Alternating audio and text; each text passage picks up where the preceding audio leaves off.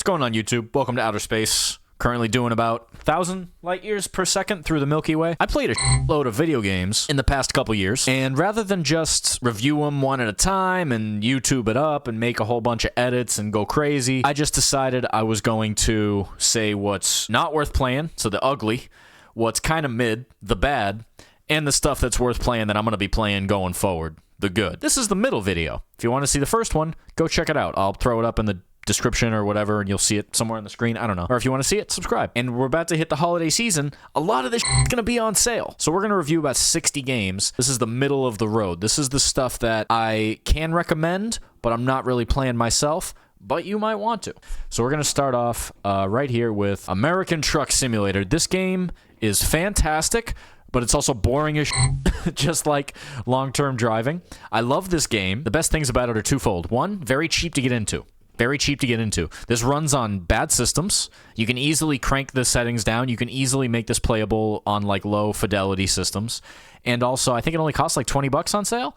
And then you can buy the DLC as you go, but they always cheapen it up. So it's always on sale. But the immersion here is very good. The immersion here is good, and you can really, if you're the type of person who enjoys just the hauling gameplay of driving on roads, avoiding getting fined by speeding or, not weighing your cargo, things like that. This is actually very, very good. I was skeptical. I didn't think I would like that kind of game, but I just picked it up on sale. But there was a lot of charm to the difficulty of learning how to properly, if you use the manual shifting gears, and you can crank the difficulty to different portions. You can make it more difficult to shift. You can make it automatic to do shifting. So this game, solid as hell. Problem is I need more immersion. If I'm playing a game like this that's all about video game immersion, I need a full-on racing rig. I need a driving sim rig. So I'm saving this game for when I eventually move into my own house. And when I have my own house, I'm going to have my own basement. When I have my own basement, I'm going to have my own man cave. And when I have my own man cave, it's going to have a drum kit, a mini bar, and a V-Sim setup with a racing setup. And a drum set. And it's going to be, playing this game is going to be something I'm going to enjoy doing in that V-Sim racing set, whatever I get. Starcom, Unknown Space. Do you guys enjoy Stellaris or games where you're like explore? Mass Effect 2, when you are sending the little probes to scan the planets, and you're picking up resources, you're looking for uranium and platinum and whatever the hell, and you're using that to upgrade the ship, and you're, that kind of gameplay? This is that. This game is very, very, very, very good. Just kind of tame for me. This is what we call somebody called it this in the Steam reviews, a pretzel and beer space game, which it absolutely is. But this game is super underrated. I had no idea about this game. I just caught it on the Steam front page one day. It's fantastic.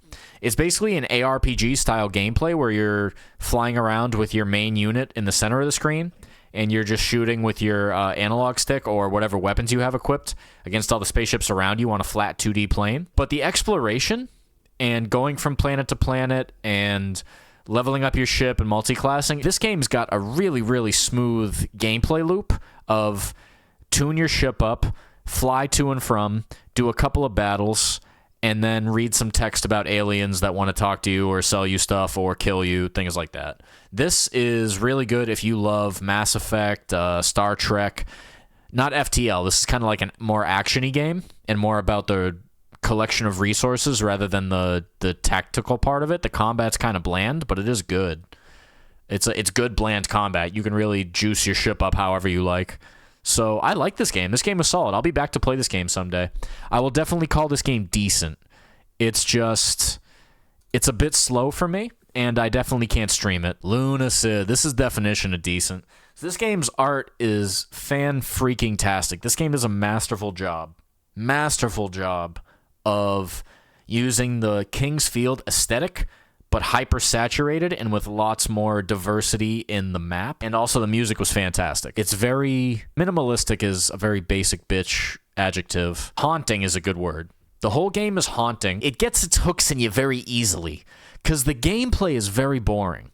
I will tell you that right now. The gameplay in this game, actually playing it, is boring, because the combat is the most... This feels like combat that a heroin addict would design. Just somebody who's going at 40% speed. in everything they do. That's this game in terms of combat. But oh my god, the vibes. They're fantastic. This and the last game are very good stoner games. You can get lost in these games very easily, and I think they're both a very good value. Lunacid's only $20 if I remember correctly, and it's worth every penny. It's a good game.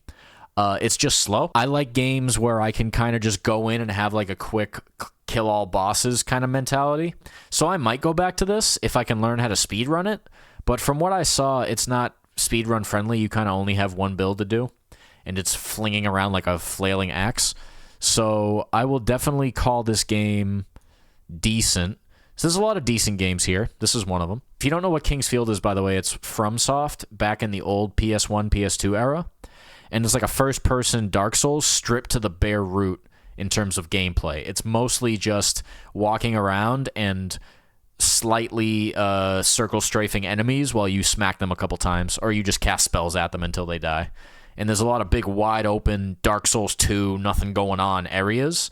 But the graphics and the way the map works and the mystery of everything is so perfectly done that you don't really think about how boring a lot of the areas are. It's because the atmosphere is so masterfully assembled. It's just really good. Oh, this game's great, but it's just too depressing for me. This is a Resident Evil homage game, but placed in a World War I trench setting. No puzzles, as in you gotta find one item to put in a door to access this next area.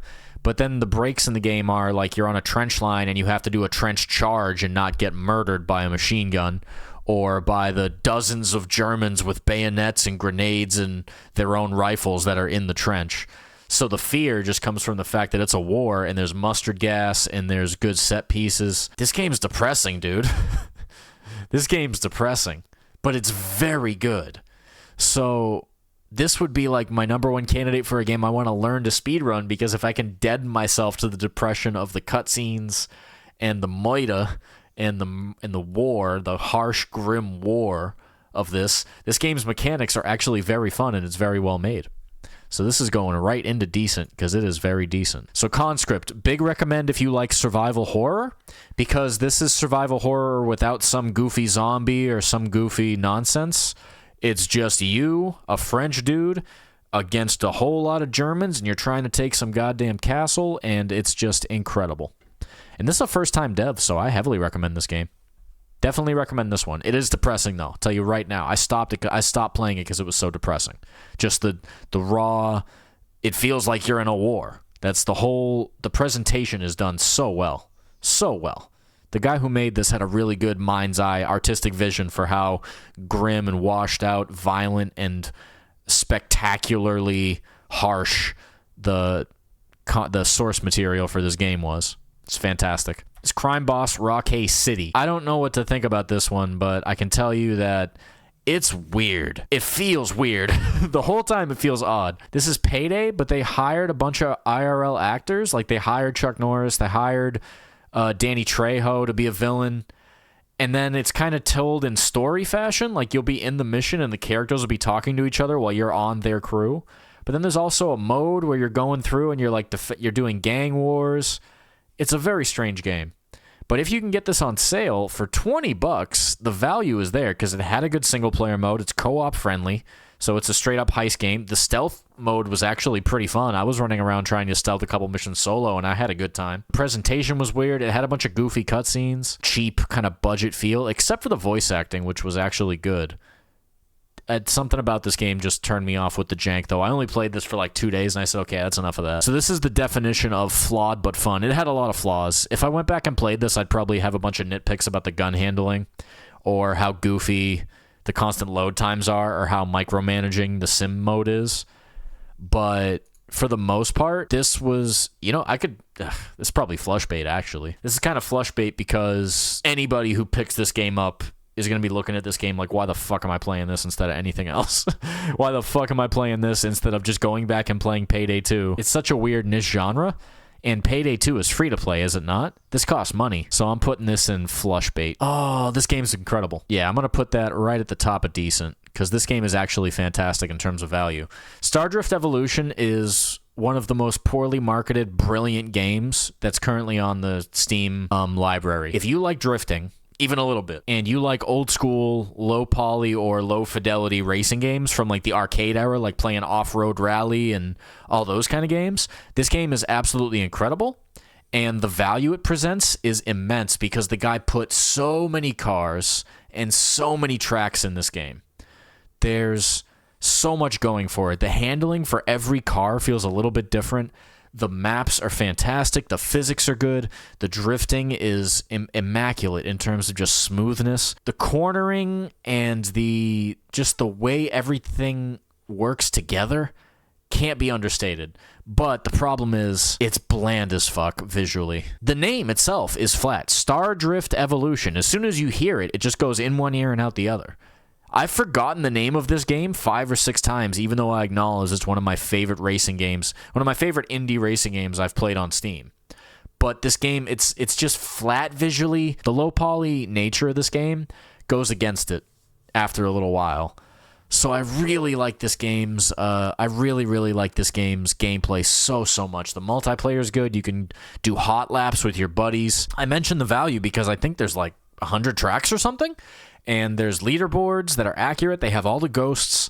So the time trial, if you like any time trial game, this is incredible because you can take a monster truck on like a dirt bike track and anything in between with this game, and you can try to get the best time you can with that. You can challenge that against your buddies. Decent fucking racing game. That's why it's at the top of the tippy top mid list.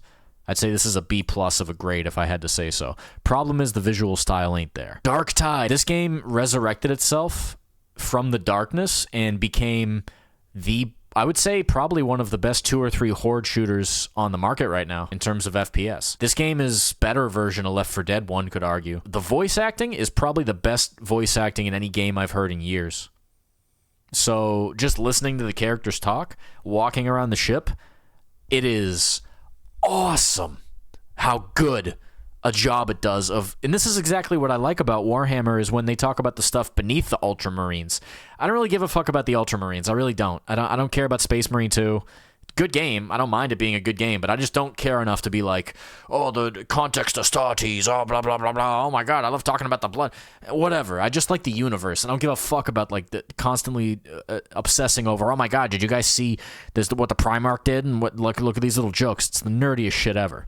Stuff like this is awesome. Show me the grimy underbelly of the universe. Show me how your regular grunt in the militarium goes about their life. Show me the desperate grind of this hellish nightscape of industry and endless war and all that. And Darktide does that. Good game. Really good game. Problems, though. Big problems. I played this, and I played a guy all the way to like rank 20, and I think rank 30 is the max rank. I'm probably going to go back and do it again, but this was taking up too much hard drive space. A bunch of the guns in this game fucking suck. And they have this new thing where you're supposed to craft guns for them to be good, and the guns have all these arbitrary points, and you have no idea what the fuck any of them mean in terms of actual value to killing the enemy in front of you. But then there's like 2 or 3 guns that rule, and the rest of them are ass. For so many bad reasons. I'll give you the biggest example. There's this thing called like a lasgun musket or something. It's got a bayonet, and it's like a laser M1 Garand. It's the coolest gun besides bolt guns to me in the game. But then, to use it, when you switch it in the game, the whole thing about the game is, in case you guys don't know, Left 4 Dead 2 experimented with this, with melee weaponry being much more important, with like, you could pick up cricket bats and guitars and swords and whatever. This game takes that way higher, and it says melee is a major part of your game plan, because there's always going to be hordes, and they're always going to need to be chopped. And if you chop something, you get armor. That's the mechanic. So that means switching between gun and knife, very important, right? A bunch of guns have animations that need to be canceled. So the chill factor of this game goes right out the window, because there's a bunch of guns, and there's like 20 guns per class you can use. There's 20 guns, and there's like 12 melee weapons. The melee weapons, most of them I use are pretty cool. Most of the melee weapons feel good. The guns, a bunch of them are fucking trash. They are fucking trash. And it's just because, even though the gameplay of this game is fantastic, And they made so many good decisions, and the voice acting is good. The stages they put in are good. The set pieces are good. The customization's all right. Like, you can make your guy look really dope. But they just seem like they're doing this thing where they want to slow roll you to actually being powerful, and it never feels interesting. Or at least it hasn't for me, who's put like 12 hours into the game. This game is just like holding itself back by balancing the weapons around something. It feels so arbitrary and aimless that it still kills. If that wasn't the case and like a bunch of the guns felt good, because they look cool, all the guns look cool, the two worst offenders I played in this game was that musket I told you about, and then the final gun you get for the class I played, which was Veteran, which is basically just, I want to shoot with a big bolt gun and I want to slice them in half with the heavy saber. That's all I wanted to do. Heavy saber rules. I love it. You just cut 30 heads off at once. It's awesome. The gun I found, incredible. Big bolt gun, reload takes way too long. Bolt pistol, one of the best guns I've used in any FPS of all. Love that gun. It is literally like a fucking, if a flintlock had a great ancestor that was a semi-automatic rather than a goddamn once blunderbuss style where you're firing an iron ball through somebody's trachea and killing them instantly. No, this is fucking a bolter, a fucking bolt slug exploding people into a fucking red powdery mist. When the game works good, it's amazing. When the game works good, it's amazing. The problem is putting your build together, the guns feel like ass. So maybe I'd feel better if I played Psyker or one of the side classes, but the regular guns feel kind of lame. I would say Darktide's mid just because a lot of, and there's other problems with the game. They like to say, oh, the story's good. I say the voice acting is good. Like just walking around on the ship and looking around and seeing the walls and seeing the characters and hearing them banter amongst each other, that's good. The cutscenes where it's your character walking up to whoever's in the cutscene and talking for 5 minutes, or like for a minute, is terrible. It's like Grand Theft Auto 3. Your character walks in, they stare at the person who's gonna bark at them about something, and there's really not much of substance going on there. So the cutscenes suck, and it is kind of repetitive for the money, and the fun of crafting weapons isn't really there. Because so far I haven't maybe you get some cooler shit, but upgrading my weapons or making new weapons with the new system they have, it doesn't feel entertaining. It just feels like you're treading water. So I'd say that game is mid. No, you know what? No, it is mid. Because the bad weapon balance hurts too. You got to have a certain weapon and like a certain build, and building weapons is fucking annoying. I'd have to go do some reading, Path of Exile style, to see what I'm actually supposed to do to make my shit better. It is not intuitive at all. Raw Metal. This game is really, really good, but it was tough at the time, and I want to go back and play this. So I'm going to put this right in decent because this is actually a pretty solid roguelike. Nobody knows about this game, strangely enough. So this game, imagine the first part of Metal Gear Solid 1, where it's like isometric perspective, but you're trying to sneak around and the guards are doing patrols, and then if they go after you, you got to use like grenades and to get around them, and then but when they fight you and they get you cornered off, then you fight them like a fighting game, and it's got some Tekken to it. You're looking for their strings, you're looking for something to parry, you're sidestepping, you're doing strings. It's a very, very good game. This is actually pretty solid. Problem with me was it's a roguelike, but the maps don't switch up, so it's like you're doing the same level, but the gimmick is you get to a certain part of the level, you can take some stuff back, but then if you die, you can only take one thing back. All that little system stuff, it distracted me from the main grind of the game really quickly, and I didn't like trying to... It wasn't clear-cut enough. It was trying to have like both ways. It was trying to say you can save this one item, but if you die, you're going to go back to the start and we're resetting things. But also, it's not really a reset. You're just going to go through the same level again. It felt really awkward. I don't know what the progression was about. The combat was really fun. You get fucked up, but it was fun. Just the repetition of it. It had too many flaws for me to keep playing very long. I think I played for like a day and a half. Oh, this game's great, just too short. Matter of fact, I'm putting this above Stardrift, but Stardrift feels mid just because it has so much going for it, but the visual design is so flat that it harms itself. This game has the opposite problem.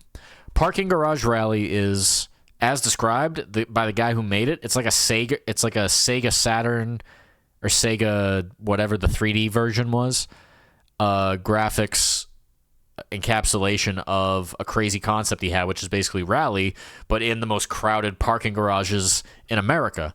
And this game is short, sweet, and incredible. The only problem is I wanted more. I wanted more. It was so good, I plat it in a day and a half. So the multiplayer is good too. I even got the multiplayer victory. I will gladly recommend people get this. And also there's a good ska soundtrack, so there's even a good OST. And it's only $10? Oh, it's a great value for $10. Go get this game now. You should buy this game now. This game is great for the Steam Deck. This game is great to play with your... It's got split screen now. They added four player split screen. If this game had a little more content going for it, this game would be great, but for that reason I have to leave it at decent. This is the king of the decent though. It's great. I'm not going to say it's the best thing since sliced bread. I'm just going to say for $10, this is one of the best indie racing games I've played in a long time. You could have a lot of fun playing this by yourself, just trying to get the gold medal on each stage. Risk of Rain Returns, this just ain't for me. Playing this just made me want to play Dead Cells, because this game felt slower and more... It felt like they were trying to stretch this game as long as it could go. This game and Risk of Rain 2. Both of these games feel like the endless nature of the runs is more, to me, I'm not saying it's bad, I'm saying just my style of roguelike. These games feel, they're too concerned with the excess, and they're not concerned with like the fun minute-to-minute gameplay. Although I didn't play a ton of Risk of Rain 2, I didn't feel that same connection. But that might just be because the cook wasn't in the game at the time. I know they put him in Risk of Rain 2, right? I don't know why, but this bored me the second time around, because I played the first game for a bit. This time I just didn't have any patience for it. I just didn't groove with the gameplay. It felt too slow, and they were too enamored with the whole keep getting repeating items, keep making your build more and more silly. That works to a point, but it doesn't make the minute-to-minute gameplay more interesting. For the most part, I feel like this game let me down. There it is. All right. Not a bad game. You might like this or Risk of Rain 2, but not for me. This game's great. This game's great. It's just short. This game is a Doom and Fear-inspired, super aggressive, jump around the level in slow-mo the whole time, combo jumping through midair. Very visually stunning, though. Like, the style is great, busting through walls, the guns are fun, the characters yelling is fun, the objectives are simple, like, you just see what to do right away, and you just go do it, and there's something about this game that just oozes, like, whoever made this really cares about first-person mechanics, and you can feel that in the sequel to this game, which I'm going to review another day. I'm just going to wrap it up there. This game, you know why I would recommend this most of all? I think it's $2 right now. This is legitimately one of the best shooters on Steam. If you like FPS games at all, if you like that Max Payne, slow the level down and let me kill guys while I'm jumping through the air or jumping through windows, if you like that even a little bit, go buy this shit tonight. This shit is $3, and it's better than a lot of $30 FPS I've played. This game's better than Darktide by a mile, because this game is the opposite of Darktide. Darktide wants you to take in all the grand splendor and majesty of the 40K universe. It wants you to sit there and listen to hours and hours of dialogue. It wants you to grind out all the weapons and builds. It wants you to play 4-class. This game just hands you a gun and says, "You are Superwoman. Go murder everything." $25? I got this for $3. So what's that site that gives the sale? Just go look on that site that tells you where to buy a sale key. I guarantee there's $5 codes out there right now. Just go find a code. This game's top. Fucking top. So just look for a sale. It'll be on sale. And then look for the sequel to this game in my next video. I'm going to put this game in a decent category just because the only reason it's even here is because it's too short. So I'm going to put that right above. That's tippy top of the decent category. Would recommend. Slipstream's fantastic. Slipstream is like Outrun, but the dev did a really cool thing, which he's put in workshop support. There's split screen mode. $25. It's got an original soundtrack. The visuals are great. The only problem with this I can say is that it's too derivative. I wish it did its own thing a little more, or it broke the shackles of its own gameplay a little better. But I would say if you want to play Outrun, this is the best Outrun game on Steam, because now there's a workshop mode. They added a bunch of content. I think there's DLC, and there's split screen, so it's actually pretty fun to play, and it's a pretty good Steam Deck game. I would heavily recommend this if you just want some kind of mindless zone-out racer to play. but it's actually pretty tough, like against the hard mode bots and whatnot. I would put this game heavily in the mid category, just because it's not doing its own thing enough. It doesn't have the ingenuity. But what do I know? The dev might be working on the sequel or another game that might have more originality to it. I'll put this above Darktide though. Darktide wastes your time too much. Matter of fact, Darktide goes last in the mid list because of that. Robo Quest. This game's amazing. This game is amazing. This is a fantastic game. I am just tired of roguelikes, if I'm honest. I can only play this game for like one run. I've seen multiple people review this and love it. I reviewed it and loved it. Or I was going to review it, but then I said, nah, I just love it, but I can't play it that long. This game's great, but it's tiresome great. This game is all gas, no brakes, roguelike FPS that's like Hyper Doom, where you're just running around, you're trying to shoot weak spots, you're getting weapons, you're jumping, you're grinding things, you're trying to get EXP. It's just such a goddamn adrenaline rush that there's no downtime. There's no downtime to anything you're doing here. This game is in your face. It's also co-op. It's great. If anything, this doesn't belong on the mid list. This is a great game. The soundtrack is fantastic. It's just tiresome, dude. To somebody who's just played a shitload of roguelikes, a shitload of shooters, there's a shooter roguelike. I've played too many of these. You got to have a gimmick that's a little more refreshing. And the enemies in this game, I don't like that they're all kind of bland little robots. They do wear thin on you very quickly. I think that's something the people who review this game so positively don't talk about enough, is the enemy variety is good, but the way in which the enemies look and their visuals is very not interesting. Also co-op and lots of progression. If you like high-speed Doom-style roguelike shooter, go play this. I'm definitely going to play it. I'm going to find 1 week where I really want to play and grind this out, and I'm actually going to beast through it a little bit just to clear a couple out and find my favorite class, and maybe try to find my favorite gun. But we'll see. Deadlink. This is another roguelike FPS. I think this one is better than Robo Quest, so I think this is decent. I just haven't got around to playing this yet. But it feels a lot like Robo Quest in that the visuals were great. They were really, really good. This is going for it's like Cyberpunk, but like almost Transformers, like Autobots. It's almost like comic book style. The visuals this does are actually very, very good. This screenshot doesn't do it justice. Just go look at gameplay of this game and you will immediately know if you like this game, because visually it's actually pretty great. The flair for the guns and the way you move around, and I think this is an underrated game, if anything. So this game, I think people will probably buy this because they're searching for Deadlock and then they get Deadlink from their keyboard because the O is next to the I. They might get this game. It's worth it. It's a pretty good single player. It's a roguelike FPS like so many others, but it's actually quality as hell, if I remember correctly. So this gets a decent from me. Prodeus. Prodeus is Doom 2016 aesthetic with chunky pixelated visuals, and then just classic Doom gameplay with a couple of frills, like some different guns. The visual design in this game rocks. They have a map editor. They have a good single-player campaign. There's so many things that are good about this game. But at the end of the day, it's a lot like Slipstream in that it doesn't do much original. It's just taking old formulas and refocusing them. And it does it in a good way. I would sit here and tell you this is a great Doom successor type game. This is like a Doom 4. Like if they made a Doom in the classic Doom style before they made 2016 and Eternal, that's what this would be. But it still the whole time you're playing it, it feels like you could just be playing Doom. And you can't shake that feeling. And also, the only gun I can think of that I found in this game that I've never found in another game was like the super shotgun, which just looked different. It was like a giant pistol shotgun with 4 barrels or 3 barrels or some gimmick like that. And it was supposed to feel cool, but it kind of felt like it was just the spread was way too wide. Something was wrong with it. So this game was, at the end of the day, it's the definition of mid for the same reason Slipstream is, just because it didn't do anything to stand out from the crowd at all. It makes you feel like you should just be playing Doom. I got the feeling of like, why am I playing this instead of any other FPS in this same exact niche? So I'd say it's mid. Hadean Tactics. It's very Slay the Spire meets Auto Battler.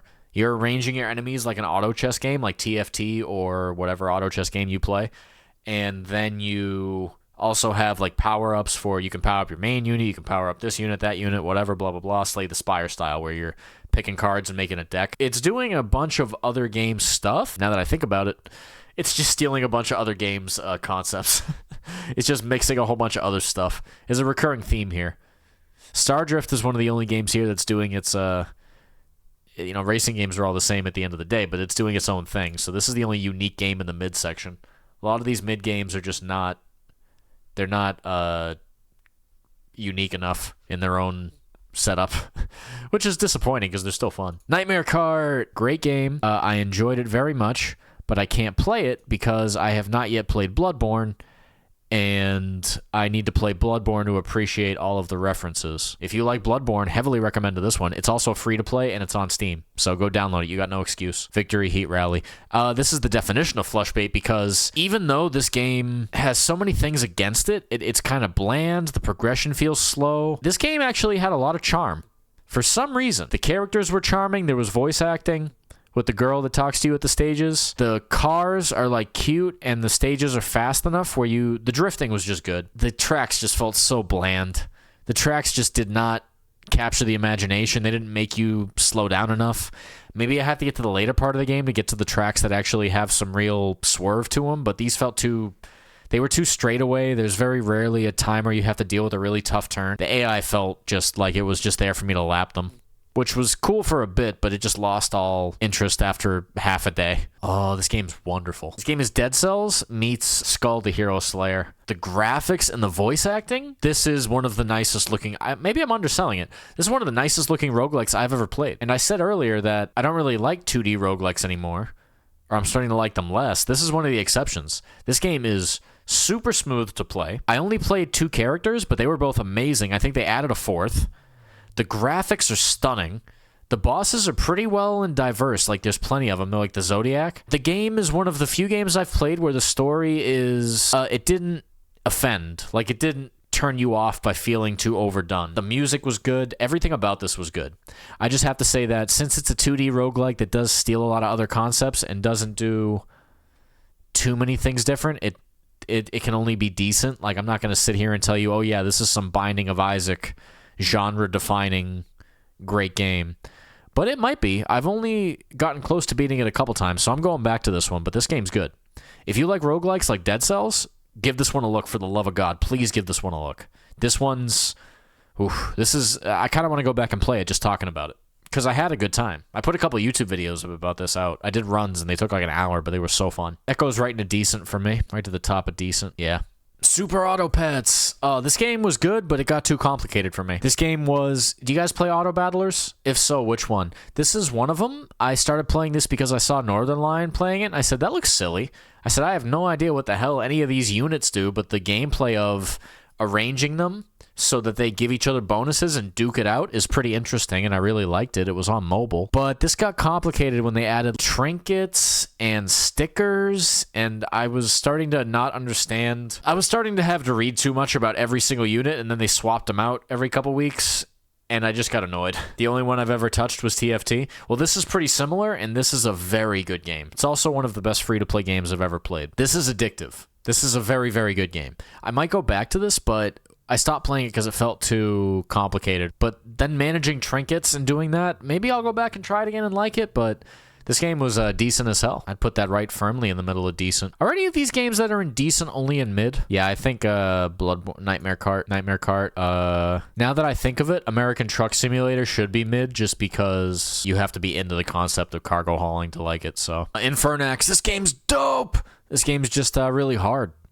Really, really hard. Just gonna throw this in decent and call it a day. It really is a mix of a couple of other old school side-scrollers like Symphony of the Night and whatnot. It's like Castlevania 2 with some Mega Man in terms of pace. But it's hard, like real hard. You can pick a mode that's old school with like the no continues thing. I gotta go back and play this one now that I think about it out loud.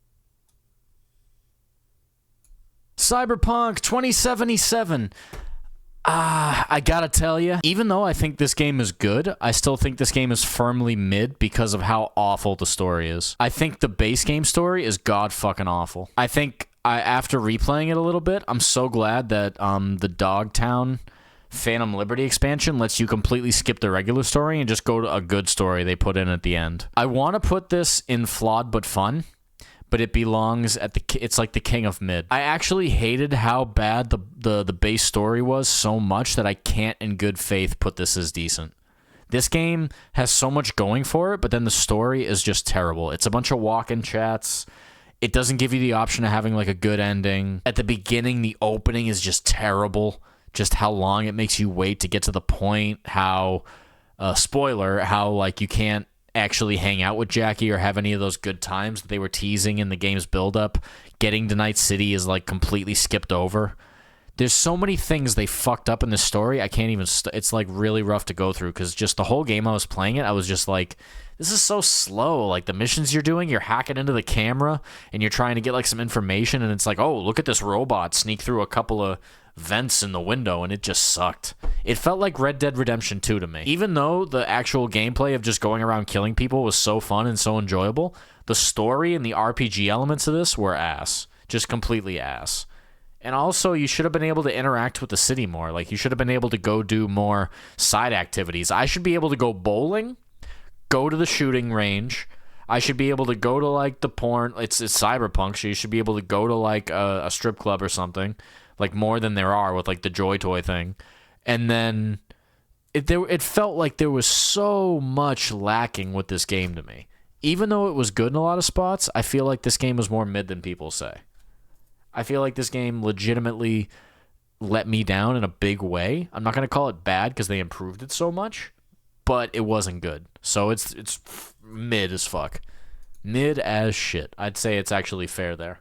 All these games that are indecent, I would say all of these executed what they were trying to do better than Cyberpunk. If it wasn't for Phantom Liberty, I would put this in flawed but fun. But Phantom Liberty was fantastic, so I gotta give them credit for that. This is Clash Artifacts of Chaos. I don't know if you guys even know what Xenoclash or Xenoclash 2 were, but there was this weird Source Engine FPS brawler game with this wacky-ass world that was just like goofy artistically, and then they made a spiritual sequel that made it the exploration a little more narrow. This game, and I've said this a couple times, this game's right up there with Warhammer 40k and Astral Ascent with having really, really good voice acting. I sat there and I was like, wow, the cutscenes in this game feel so much more real and movie-like just because the voices are so good. This game looks goofy. It's a fighting game, like it's a brawler. It's like a not Streets of Rage. This game was fun under influence. Did you play this? You're the first person I've met that even knows this game exists. I almost enjoyed the fact that it's supposed to be like an explore game, but you're just walking down corridors back and forth to get to the fights. And I said, okay, well, I'll play it. I'll try it for an hour, and then if I don't like it, I'll refund it. As soon as I got to like the second fight, and I did the thing where you gamble with the dice, and you like to gamble to like hinder or your enemies or yourself, that was so sick. You're gambling to fight the enemies. And like that's a rule in that world. It's like the rule is you have to gamble to start the fight. It's a game that actually has a cool fantasy world where as a player you want to see how it works. And then the voice acting supports that. And the gameplay supports it too, because you're adventuring, but you're just on corridors. You're just going back and forth. So this big crazy world, it keeps you from wandering aimlessly, like not knowing where you're going. So I want to go back and play that. Only problem I have was I didn't finish it yet. So I'd say this is probably better than mid. I'm going to put this firmly in decent. It's right up there with Astral Ascent. I got to play it. Nightmare of Decay. I think this is cheap as fuck. I think this is like a $10 or $5 game. This is basically Resident Evil 1 if it was made by a solo indie dev as a first-person jank, slow survival horror game, but there's so much charm in it. It's a very enjoyable homage to like Resident Evil 1. It's $2 now? Hell yeah, go get this. For $2, this is a great one night playthrough. And as you're playing it, you'll say to yourself, this is like a Resident Evil homage. Whoever made this game loves Resident Evil. It's fantastic. I really enjoyed it. I have to go back and beat it. I kind of want to learn how to speedrun this. This is fun. This is a fun game. This is like cult hit good because it's short, sweet, to the point, and you can see it has its love for Resident Evil 1 right on its sleeve. Riders Republic. This game is... I was talking shit about Ubisoft, but there's two games of theirs that I love, which are Assassin's Creed Black Flag and this. This game's fantastic. Legitimately fantastic. This is the best extreme sports game I can think of that has so many things in one game. There is so much shit to do in this game. It's just like the art shows you. You got mountain bikes, you got a snowmobile, you got BMX, you got snowboards, skis. It's got like 8 different vehicles or things to get around on, and you can switch on them freely, and it's just adventuring through whatever track or race or event you want to do. I like this one a lot. Actually, first game I bought with my very first paycheck. I only played this game for a bit, but I was like, this game's legitimately great. I loved it. But two things are big problems. One, I hate that these games bash you over the head with like the cosmetics for your guy. I just don't like the whole collectathons. I don't like when the game is constantly nudging me to like fill out another list or something.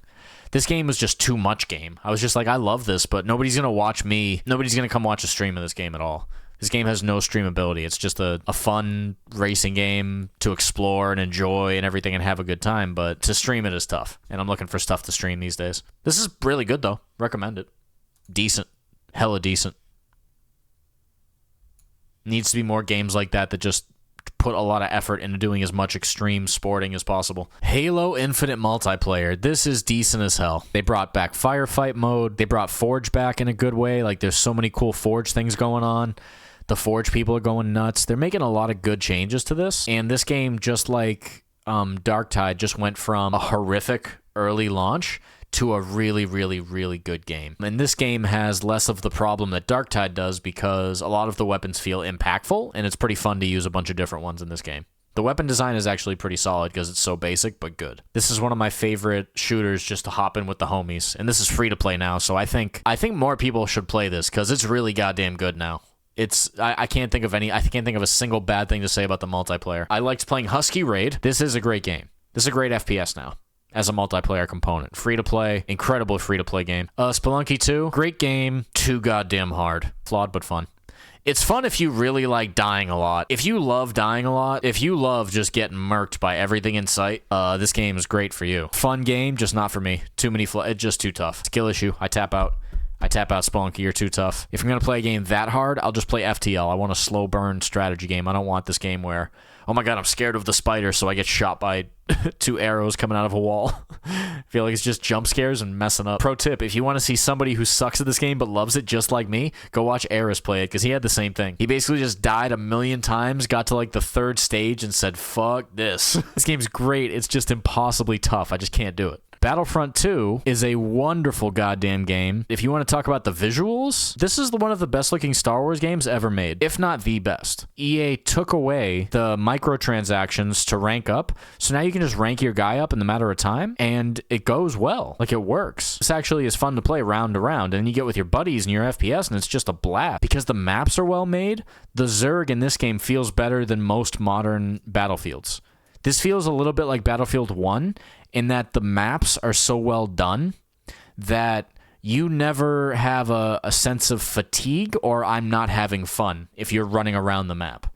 That's how good this game is designed. Because I've played basically every Battlefield, and I will say there's a big charm to this one, the way they have it arranged.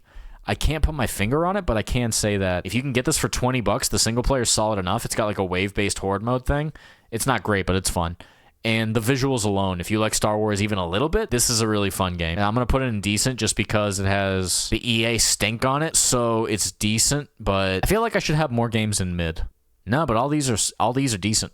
There's a lot of decent games out there. Well, I already have the flush list, so I have to be okay with actually finding some good stuff in contrast. Pseudoregalia! This game is a wonderful little platformer, dude. It's like, if you love Mario Sunshine, how it's got like weird jumps where you do like a spin jump to like do the flutter one and you float down slower. It's got like wall jump into backflip. It's got, you do a ground pound with flood, and then you do like a flip whatever, and then like all the different jump types and all the accuracy of the jumps. This is like that on steroids, but then it doesn't tell you what's going on. So this is a really, really good tech demo game where it's like this game doesn't have achievements or it doesn't tell you where to go, it doesn't tell you what to do. It just gives you this bunny girl who's running around with like some weird pogo stick that she jumps off of and uses as a weapon. And then she's picking up dash mechanics and wall jumps and like teleports and staff jumps, things like that. And the movement felt crisp, but the game doesn't tell you where to go or what to do, so I enjoyed it, but it was aimless. It's a bit like Lunacid, where the world feels kind of empty and you just kind of run around in it to try to find where you're supposed to go, and then in the process of doing that, you just get to explore the vibes. The vibes in this game are kind of bland until you get to a little later in it. That's around where I stopped, because I didn't really care about playing through to the end. I just liked the jump mechanics, and I liked messing around with those. The movement in this might be some of the best I've ever played in like a 3D movement game. That's how impressive it is. The movement by itself keeps you playing this. I can't even call it mid, though, because it doesn't feel like it's a finished game. It feels like a tech demo. Whoever made this, you need to get a job working for Nintendo or somebody who does platforming, because this is brilliant, whoever made this system. So, flawed but fun, definitely. Oh, Against the Storm. This is probably the best quality game on this whole review board. This is like a roguelike settlement builder where you're fighting against the rain. So the rain is making like the map, the rain and the things in the corrupted map and the forest are making things tense, and you making this settlement fights back against that tension by growing the settlement, clearing out whatever the haunted shit in the forest is. A settlement for which the game is now progression. You're making a settlement to turn the world pure by going against the storm. Go figure. This game is brilliant. It's just too slow for my goals right now, IRL. It's so chill and so cozy and so comfy, too good for me to stream, because I would just veg out. It's a settlement builder that is also a roguelike, so it's got that little bit of tension. There's sometimes more tension if you crank up the difficulty. There's sometimes certain difficulties. You're getting missions. You're making your build. You're making your city around that build. What buildings you get access to. What units you get access to staff those buildings. This game's great. The art direction is stunning. It's got a Warcraft feel, but it's got good music, and the visuals are very soothing. There's not much else to say. Good game. Last Epoch. ARPGs are tough. I fully acknowledge this. It's tough to make a game that balances out needing endgame, but also having fun abilities and then also making you feel powerful early. The best thing Last Epoch did was it makes it so you're playing the game very early and you feel like you're not wasting time. You're putting a build together and it feels impactful in the first 3 hours of this game. By the time you get to the end of those 3 hours, you'll be like making real build decisions and really plotting your shit out. Because this game, it does a really good job of giving the early abilities a lot of oomph. And like every class you pick, like it feels good until you can get to the next level of the class. And then the game really takes off. Problem was, the end game, the finale of the game was terrible. The story literally just stops.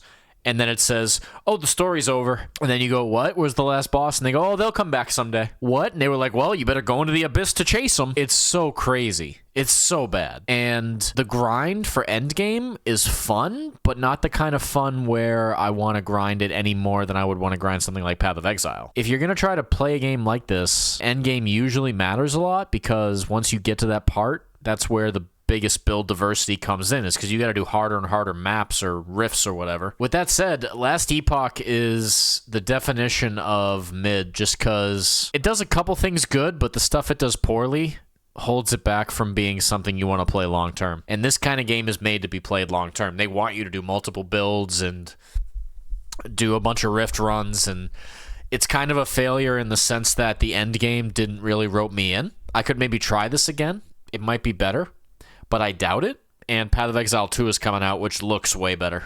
It just visually looks stunning. This game looks good. This game plays well. This game has good classes, but it just doesn't, endgame and story is just totally lacking. And there's a couple spots of maps I ran through that felt very lame. Yeah, I'd say this is mid. This is hard mid. I don't feel strongly about it one way or another, because it's not a bad game, but it's not a great game. So it's in that rough spot where it doesn't really sway one way or another, which means you're in Midtown, brother. Pacific Drive. This game is extremely cozy and extremely boring. I found this game much like No Man's Sky. I like the idea of driving around in a station wagon and making the station wagon better. I don't like the idea of the whole game being resource collection and inventory management. I don't like the constantly fiddling with my inventory rather than putting the things I have in the inventory to use. It was super tedious. The whole game loop is just more and more resource collection. And even though the visuals were great and the world was cool and everything was nice, the gameplay is so not my style. So if you like inventory management, if you're a Escape from Tarkov player, if you play Resident Evil 4 just because it has the best inventory management of any Resident Evil game, if you love inventory management and you love station wagons. I like one. I don't like two. I don't like both of those things. I like one of those things. This game's not bad. It's just not for me. So I'm going to call this one mid. It's drudgery. I'm not even sure if that's a word. I want to look that up. I'd say that's heavily mid. Right around with Prodeus. Boneraiser Minions. I don't really like Vampire Survivors that much. I'm a Hall of Torment kind of guy. And this game, I'll have to give this another try once I get done with Halls of Torment. I might come back to this, but I can't think anything else besides this is right fat in the mid category. Because it does what it does well, but I haven't played it long enough. I haven't played it in a while, so I'd have to go back and play it after it's been updated, because I know the dev is working on a sequel or a new game. So I would have to go back and play this one and see how it ended up before they went off to make the new game, because I want to see if this got either more diverse or if it kind of stands out in a different way. Matter of fact, it belongs higher up in the mid category because it's a better value than all these other games. All these other games are more expensive by a lot. Wreckfest. Amazing. Amazing. I didn't like the progression of the campaign. Something about that felt just slow or not interesting. I felt like they could have done more with it. Because for a $20 game, this would be perfect, but I think they're asking $50. Well, they're only asking $30.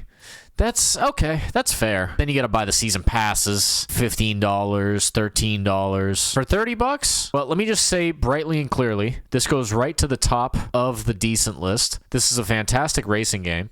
I think my gripes with this were just a bunch of small gripes, or the fact that it's just not a good stream game. This game's got great graphics. It's got that spirit of flat out in it. It's very violent. Cars banging, cars bumping ugly sideways and vertically sometimes. This game's got that going for it, and I think just the progression was the only downside I had. The game felt like it was just deliberately slow, but I'll have to go back and replay it, because this is at the top of the decent list, because it's right there on the good list for me. But I can't remember what it was that held me back from loving it, but I do like it a lot. So, solid, decent for me. Keep an eye out on a sale. I wouldn't say it's worth $30, though. For as good as it is, it should be like a $20 game now. If you can find this on $20 or less, hell yeah, go grab this and then play it with me. It's good. Apparently they say PC crossplay, which I guess this is on Epic Game Store. Sayonara Wild Hearts. I didn't know what to think of this game, because it was like a music game, but it was just over way too short. It felt lazy. This is going right in flush bait. This is one that I actually had a problem with, because I was enjoying it, even though my first instinct was to not enjoy this. Stage-based rhythm music game where you're like moving around a stage and trying to pick up certain jumps and stuff, or like pick up certain collectibles, but then you also hit certain notes and you can kind of ace the stage a little better. My problem with it is it was so goddamn short. It was too straight, narrow, and right to the end. It felt like the concept needed more room to breathe, or a couple more stages. As soon as this got going, it was over. If this was like a Broadway play and they did this would be like, where's the final act? It just felt unfinished. It felt unfinished. That's why I say flush bait. I really enjoyed the final two stages, where I think there was like a bomb mechanic and we were trying to like switch lanes while jumping over stuff, or there was some kind of like dog chasing. I forget what it was, but I remember a couple stages were very fun. The motorcycle stage was good, if I remember correctly. The music wasn't enough to carry how short this was. Legend Bowl, also flush bait. It's a very, very rough niche. They're basically making a classic football game where anybody who really wants a classic football game is just going to emulate the old classic football games. They're just going to emulate Tecmo Bowl. They're going to emulate old Madden or NFL Game Day or whatever it is. Because the older sports games were better than the newer ones. You can update rosters with those games. So this game has the unfortunate... The gameplay itself feels too loose. It feels like you're on ice skates. I might have to go back and play it a little bit. The controls, it just didn't feel smooth at all. It felt very old school NFL Game Day, like PS1 early era, before they went full 3D graphics. It felt a little bit like that. So, yeah, this one's flush bait. Gato Roboto, this is flawed but fun. I remember hating the ending to this one. Yeah, the final boss to this sucked. This game is just like a platformer puzzle game. And it is cute, and the visual design's good. It's just so undercooked. It's just so undercooked, dude. The art is so cute. Look at this. Look at this. It's adorable. It's adorable. This art is almost better than the game itself. Just like Sayonara Wild Hearts, as soon as it gets going, it's over. This game is flush bait. F this game, dude. This game is cute and everything, but goddamn was it short and stupid. Speaking of short and stupid... This game is all looks, no substance. Does look beautiful, but no substance. This shit is rough. It looks amazing. This game looked great, was fan-friggin-tastic, was enjoying myself. I played this on a big screen TV once, on PlayStation, just like the other games. As soon as it gets going, it's over. 35 minutes long. So beautiful, stunning. And then it's over. A lot of games are too long. These games are too short. So disappointing. I want my money back. I don't even think I paid anything. I got a PlayStation Plus for free, I believe. Blade Assault. I'm sad to say, but this is just a really disappointing 2D roguelike. This is part of my fatigue with roguelikes, is some of them just don't have good balance. or don't get the mix right, and then they just completely mess up the flow, and you end up fighting damage sponge enemies that aren't that hard to fight, but they just keep taking tons of damage because your build is bad, and it feels like shit. This game hits hard with that, so this is just flush bait. Visually, it looked good. The characters were good. The gameplay was fine, but then you would fight a boss and it would just feel like ass. I would recommend this if you're a big fan of 2D roguelikes and you just want something that's got really good visual flair, because the girl on the right there with the throwing sickle or whatever, she looks like the girl Zaki from Rival Schools a little bit. She is cool as hell, and the girl on the left with the katana is fantastic. I didn't get to play much of the big guy because I dropped this game before then, but this is just kind of a mediocre... they fucked up with this game. Definitely call this flush bait. When I played it, it might have gotten better. I doubt it. I didn't have a lot of fun with that one. Dome Keeper. Straight up flawed, but fun. I didn't think the dome combat was all that interesting. I thought the restrictive nature of fighting with the dome, like actually doing the sword back and forth or shooting stuff, I thought it felt slow and like I didn't enjoy it very much at all. I enjoyed the digging through the earth and the resource management and like managing your base and things like that, but when it came to actually doing the combat portion of the game, I did not like that. It felt okay, I guess, and I know why they did it, but it felt, what's the word, plotting? Something, the combat didn't get me. So I'd say the part of the game was fun, but flawed for me. I would say if you really like roguelikes, this one is pretty different because the back and forth of the passive and the active part of the gameplay, the passive part being that you're going into the earth and you're trying to dig up resources to make your dome stronger or repair or get research and try to get off the planet, or make your sword stronger, repair your shield, put armor on the shield, a lot of little upgrades and things like that. When you're exploring and you're going down below, very fun. Dig Dug, but in spiritual sequel fashion. And with the rocket booster, you can make your guy faster, you can teleport, the technology. The visuals and the calmness of the digging with the contrast of the combat portion is good. I just didn't like the combat portion, so the game felt tilted for me. I like the exploration, I like the idea of the mining. Patch Quest! Good game, but sadly, I gotta put it in mid. Just because too many roguelikes, too little time. But it does do a very good job of making very vibrant graphics that are brilliant. This is a bullet hell that you're monster taming, but you're also doing bullet hell combat with bosses. So you're like the girl on the front here. You're riding that green one, and you wrangle them after running around them. I think Pokemon Ranger did this on Game Boy Advance or whatever game that game was on. And you wrangle an enemy. And then you ride them, and then they get different abilities, different shots, and you can upgrade them with a trust level. And then with that, you're adventuring around a map, Binding of Isaac style, bullet hell boss, bullet hell this, bullet hell that, clear the map. You try to get as many of the collect them all style monsters as possible. It was very, very visually good. I felt like I was cheating on Enter the Gungeon. This game's good. There's not a lot of complaints I have about it. It just felt... It didn't feel like it did anything too special besides the graphics, and they were still very cartoony, so I wasn't a big... They're not my style. They're not bad. They're just not my style. So it just felt mid. It just felt mid to me. I'm gonna put it higher in the mid category, but it was definitely better than Pacific Drive. Not Prodeus though. Can't talk for this long, but I'm doing it anyway. We're in the final stretch. The people need to know what's good, what's bad, and what sucks. One thing to say about this game, the difficulty settings are very good. Right from the get-go, you can make the game way harder and get rewarded for doing so if you get the mechanics very quickly. There's like 8 different difficulties in this game. It's actually very nice. This is another roguelike. This one's better than the other one. This one felt like, this game felt like Nuclear Throne. The graphics are like cute, and the way your units, or the way the people you use flop around is funny. The voice acting, like there's a weird announcer in this game.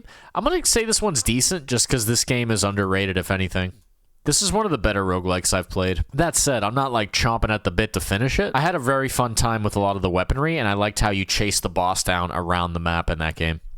So it was very entertaining. I definitely say it's a decent game. If you like roguelikes, give that one a look and see if you might enjoy it. Windjammers 2. I'm not gonna lie, this one's flush bait. I almost want to... This isn't a bad game by any means, but you know what? It deserves flawed but fun. Windjammers 2 is not a good game or a bad game. It's when you overcook. A big part of Windjammers' charm was how simple it was to pick up and play. This game feels too complicated in the name of a sequel. It feels like they went too aggressive with, oh, let's introduce a bunch of other stuff. As soon as they do that, it feels like the balance of this game just completely went out the window. Only hardcore people are ever going to play this, so this game just went deeper into its niche of only people that have played Windjammers 1 are going to love this one, and this one is, it might be a good game, but it completely tilts its own gameplay, and what used to be a fun arcade game, this is to me, by the way, the people who like Windjammers continue to like Windjammers. It's good. It's fine. It's just heavily steeped in a big problem I have with a lot of games these days is they overcomplicate just for the sake of it. And I don't like that. It makes me feel like Omega Strikers, where you have something pure and clean and good and solid, and you immediately swerve to make it more complicated just for the sake of making it more complicated. It just, I hate that, and I see a lot of what happened with Omega Strikers in this game. I'm not going to call Windjammers Flushbait, which means basically bad and I'm barely playing it, because it is a good game, and the people who like it will probably love it, but it does ward out from outward influence when it's so tough to pick this one up compared to the first one. So I think this one flopped because of that. I could be wrong. I don't know. But I don't see a lot of it at FGC events, and that's kind of who it's marketed towards, so I don't think it's doing all that well, because I think the overcomplication completely killed the hype for it, because now you can't just pick up and play it. Now you have to learn it just to play it, and nobody wants to do that for a side game. Nightmare Reaper. This game's great, but it had a really annoying side-scrolling... It had like a weird Mario game you had to play to get stats to level up, and I hated it so much. But then apparently you can turn that off and then still progress in the game, so this is a decent game. It just completely lost me when I started because it had this odd mini game you had to play to level up and like collect coins just to get stat ups and like progress in the game in terms of your build, and I hated that. But then I found out later, apparently you can just turn that entire mode off. You can completely turn off that mini game and just play the regular game, which would drastically increase how good this game is, and more games should do that, where you just have a slider where you can turn off major features of the game. Just turn it off, just skip all that. I don't want to deal with that. So that's definitely what I'm going to do with that game. But for now, it's just decent. Andrew Hulshult did the soundtrack for that, and it was very, very good. So I'll go back and play that. Splitgate. This game was fantastic, but it died so quickly. Gobbled itself up by its own success. I'm not liking the look of 2. They took all the helmets off. Now instead of everybody looking like a futuristic Halo soldier, they all look like Overwatch characters, which I don't like. Splitgate was a really, really fun game I started making videos about, and then it kind of just died out as soon as it popped up, because I think it got figured out at a high level in the terms of some of the maps. So we'll see how the sequel goes. I don't have high hopes for it, because FPS is such a hard genre, but this game was the definition of mid, because what it did uniquely, it was held back by, because it was kind of... gimmick was hard to figure out, so I would call that mid, definitely. We'll see how the sequel is. Oh, this game sucked. This game sucked, Flushbait. The nature of the stagecoach and going through obstacles to hurt yourself, a dramatic switch up in focus to like making synergies happen and like babying them with that. I didn't like this at all. I hated this so much. This probably belongs in the flush list, but it looks so good that it holds itself together, and it has such a, you know, history, but the repeated looping nature of it, I did not like. I remember playing this the first day or two when it was out and saying, oh my god, I don't like this at all. I did not enjoy it. I did not enjoy myself. I don't even... Beyond the stagecoach, did I write down? I'm not even gonna look it up. I hated this so much, I don't even want to look up why I hated it. I just want to move on, okay? Alright. Outriders, I played this on stream.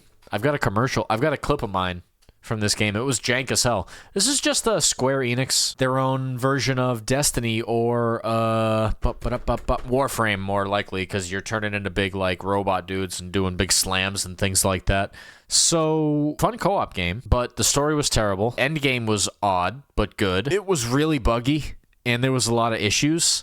Load time issues. I had plenty when I was playing it, and it really loses you at the end, because the issues I had were making it really impossible to have fun with the endgame grind, looking for missions. It wasn't a bad game.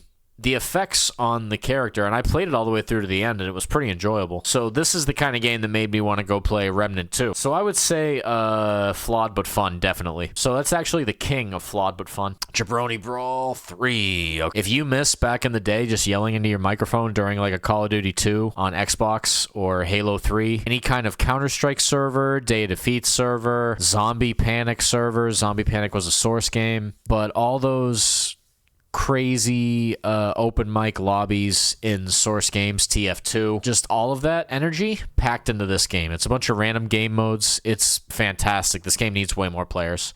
This needs way more players. It's free to play. It's amazing. Only problem is not enough players. Only problem, not enough players. That game needs way more players. It was brilliant. I loved it. Absolutely loved it. Need more of that. Go play Jabroni Brawl 3. Go install it. I'll play with you. I'll figure it out. Slice and dice. It was too slow. It was too slow for me. This is a dice game that is fantastic when it comes to giving build diversity.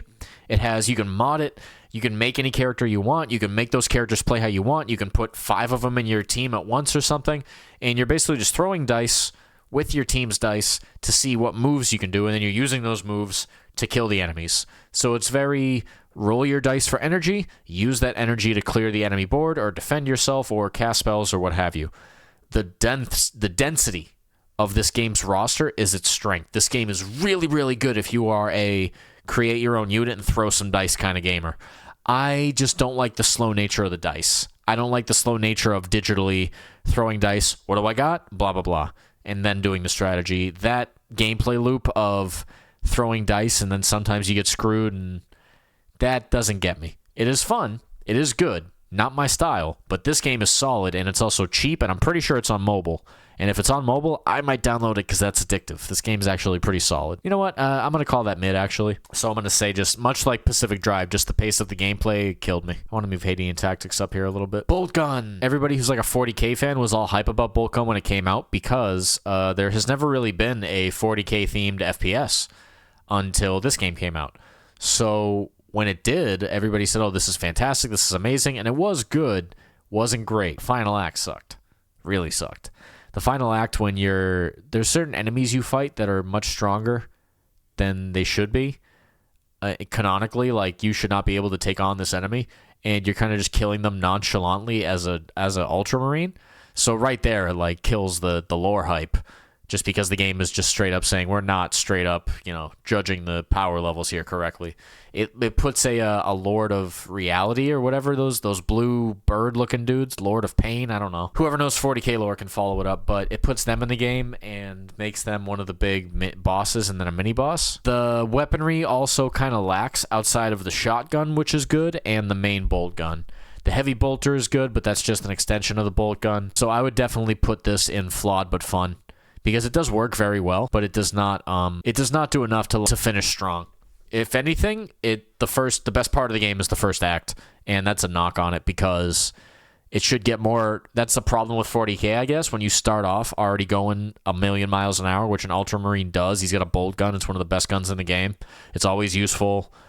Civvy does a good review of the game. That's a little more in depth than what I'm doing, but I will tell you this: on sale, definitely still worth buying just to clear once through. But if you're picky and you're not much of an FPS fan, skip this. Just go get like a really good Doom Wad or something and play that, and you'll be fine. But this was enjoyable just for the bolt gun until I found Darktide, and then I started playing with the bolt pistol, which I loved. Dredge was droll. Flushbait. King of Flushbait. It was just so boring. Charming, I felt attracted to play it for a little bit. It wasn't so bad that I said, this is awful. It kept me going for a couple islands and a couple exploration attempts and messing around and a lot of stuff like that, but once you understood just how tame the gameplay was and that the surprises weren't going to be that big surprises and the spookiness wasn't going to be that crazy, it just lost all bite to me. The name of the game is the key of the game, Dredge. It's just a dredging. It's just a slow burn, a slow sloshing ocean, high tide, low tide burn. It's just rocking you to sleep. And the visual design of the game was good, and the audio design was fine. Just a flawed, no buzz. Yeah, it's King of Flushbait. Feels about right. Almost flawed but fun, but the fun was nowhere to be found. If anything, I want to put that over here. Wait, so if it's higher here, shouldn't that mean it's a little better? In that case, Risk of Rain 2 is good quality. Sayonara Hearts is good quality. And Victory Royale is better than that. And Legend Bowl is better than all of them. Pac-Man 256! This game's sick, but it's so short. So I'm going to say flawed but fun. It doesn't have a lot of depth to it. Doesn't have a whole lot of depth. This is just like a roguelike Pac-Man where you're picking up items and you're going through like an infinite board. It's on Steam for like $5 or something cheap. This game's amazing if you like Pac-Man. Not a lot of meat on the bone. It's replayable. It's fun, but there's not a lot of meat on that bone. Like, you can't go further than just, oh, I had a really good run. Deathloop. Oh boy. Definition of flawed but fun. I think it was overrated as shit. Story is laughably bad. It spins a mystery the whole game, and the payoff is god-awful. So I was really disappointed with the way the story in this one fell apart. The gunplay was fun, but the maps got boring because you're replaying them with the loop system. So this was fun just for the gunplay early on, and how good a lot of the weapon design was. There was some secret weapons you could get. There was some mysteries you could clear out. The concept of the game wasn't bad. It had a lot of flaws that prevented me from loving it as much as I wanted to, but it still worked, and it worked well. So you could clear it once, but then that ending of the story was such a shot. And also the multiplayer in this game sucks too.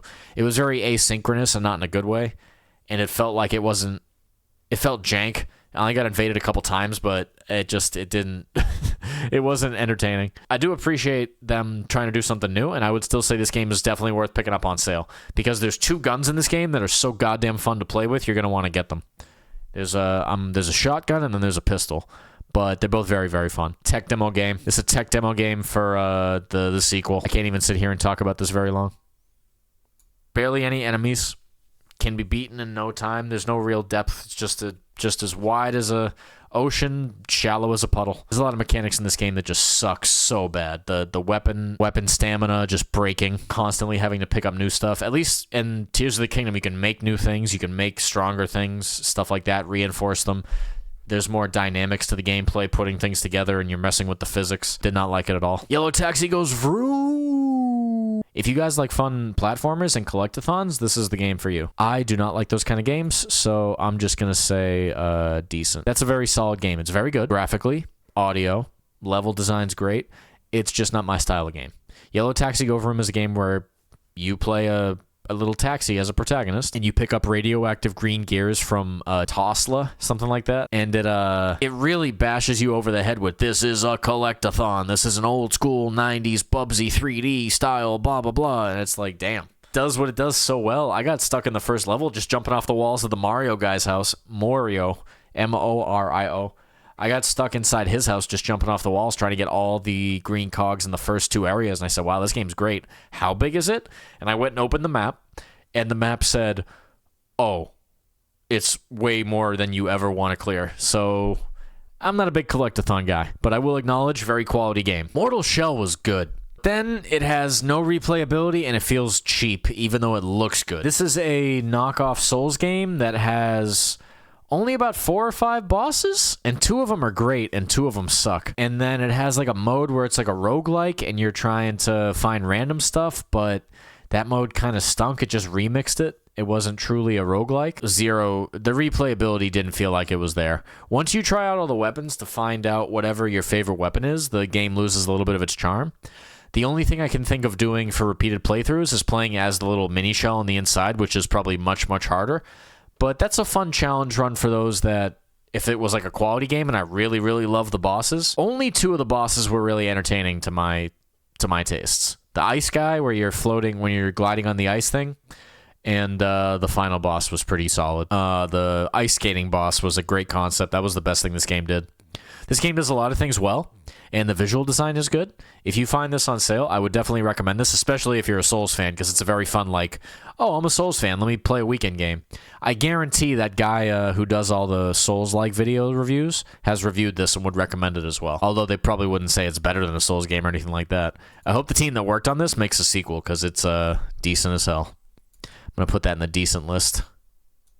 Metal Hellsinger is a great game. This is a rhythm metal FPS, with the drum beats being the firing of your gun, and different guns having different effects. You got double pistols, you got a shotgun, you got axes you throw, and they're like boomerang axes. You got what else? You got a skull that like recharges, and he sings to you as he's singing. He's like the pistol of the game. He's like helping you keep your combo going and stay on beat. Main thing of this game is they got a bunch of good singers like Surge from System of a Down and the guy from Trivium. Both of those songs are great, and this game has a very enjoyable flow where you basically just keep going through and they keep giving you new guns, and whatever your favorite gun is, you can just use that forever. So I really enjoyed the shotgun and the 2 axes you throw, because you never have to reload them. So you can just keep throwing if you get the pace going. Those are very good. And then they added a new one, which is like a minigun that looked really good. This game is really, really enjoyable. And they put out a really cursed DLC pack. Do not go listen to that. Not good. Though funny. Definitely good for trolling. I'm going to put that firmly in the decent part of the listing. I'm going to put it high up because it's quality. Oh, did I not put Nightmare Decay up? Yeah, I did it earlier before Riders Republic. I must have just forgot to put it up. For the value, fantastic. The value is so big. For $2, for $2 to $5, great game. Great little game, especially if you love Resident Evil. Raven's Watch. So this is a multiplayer, roguelike, Diablo-like. So this is like Hades if it was co-op, but also if it had a revolving day system. Day-night cycle, 3 days, and at the end of the third day, Majora's Mask style, you gotta fight the main head honcho. Pick a character out of 9, and you join the team, and you can have up to 4 people. It's got matchmaking. It's got good co-op. The best parts about this game are the character designs and the visual style. It's actually very nice. They do it very well. You can see the experience they had because they made that game Curse of the Dead Gods. And then also they had a very, very good art direction because the characters they use are very well put together. You got the girl right on the bottom here. That's just Little Red Riding Hood if she was also a werewolf. And then you got the Pied Piper is good. There's Sun Wukong, my boy Geppetto. The characters are the strong suit here. A lot of characters here are so unique that it really carries the gameplay because if you find somebody you like, the gameplay is so enjoyable, you don't mind ranking up. This game is, I would put this on my good list, but it feels like it needs a little more time in the oven to get some added content and open the builds up a little quicker. Because sometimes when you're playing this, the enemies can feel like bullet sponges, and you'll just constantly be whacking them, and they just won't die. They have to open up the game's builds a little bit, or they have to weaken the enemies just a little bit for it to be a little more free-flowing. Sometimes you get stuck in the middle of a build, not being able to do enough damage, and it's hard to crawl out of that hole. Resources are all about killing enemies. If you're not doing it in a quick fashion, you're really struggling, so I feel like there should be some measures to knock down some of the health pools. Good game, all in all. Like it very much. That's going right in the decent category, right at the top. Yep. That's around where it should be. Mullet Mad Jack. This game's short, sweet, and what it does very well. The style is so great, and you want to keep doing runs, and it looks so good that it's just amazing. So I'm going to call it decent just because it's kind of vapid. Like, it's not supposed to be in your psyche for all that long, and it's not super replayable. Once you're done with it, you're done with it. All right, final game of the review is Death Sprint 66. This is by the guys who did Sonic Kart, believe it or not. I believe Sumo Digital or Sumo something. And you can tell how passionate they are about kart games because once they were done with that dumb game, Sonic Team Racing or whatever it was, they came and made this, which is like an adult, violent version, cyberpunk, hyper-violent, twisted metal sprinting game, which is only about $25, and I would say worth every penny because the single-player modes are fantastic. They're really good time trials. They're different modes. You do a blood run. This game is good once you get into the flow of things because it's so twitch and so well made. It was really a pleasant surprise. The only downside I have is the price point's a little too high. It feels like they should have done maybe a little less side content or maybe they should have made some changes to make the game cheaper because I feel like this game, if this game was $15 more than like 25, you could get those entry-level people, or just if it gets down to sale and it gets to 10, $15, this is a game I would recommend to everybody because it's so fun to play with lobbies and it's so fun to play with the homies. Because you can set it up how you like it. You don't have to have all the weapons on all the time. You can have it as crazy as you want it, as simple as you want it. Good game, but I feel the price point's a little too high, and that does hurt it. So the value isn't really there for such a niche genre and for something where you're going to have to get people to play this. You're going to really have to convince people to actually buy this because actually spending money on this is tough. I'm going to take that and definitely put it in the decent category. So believe it or not, the results don't lie. There's a lot of decent games in the midfield. So I think the conclusion I've driven from reviewing all these games is after I was done flushing all the disappointments, going through the mid categories, there's a lot of games that deserve my time, but I haven't got a chance to get to them, or I haven't been in the mood for that game, or more quite simply, it's just not the kind of game for me. So there's a lot of reasons you avoid those mid games, but my point being, there's a bunch of those games in the decent category that I love and need to get back to. Most of the stuff in that decent category are games that I am still trying to plat. So we'll see. And there's a bunch of games that I don't care to ever see again, like Yellow Taxi Yellow Taxi Goes Vroom, because collectathons suck. That is 3 hours of reviewing. I had a couple people in the chat. I probably had a couple lurking. Thank you so much for coming by. I will try to chop this edit up. I will try to have it on YouTube as soon as I can. I had a great time, but I have a sandwich I got to go eat. I'm going to go to bed. So thank you guys for watching, and I'll catch you later. Bye-bye.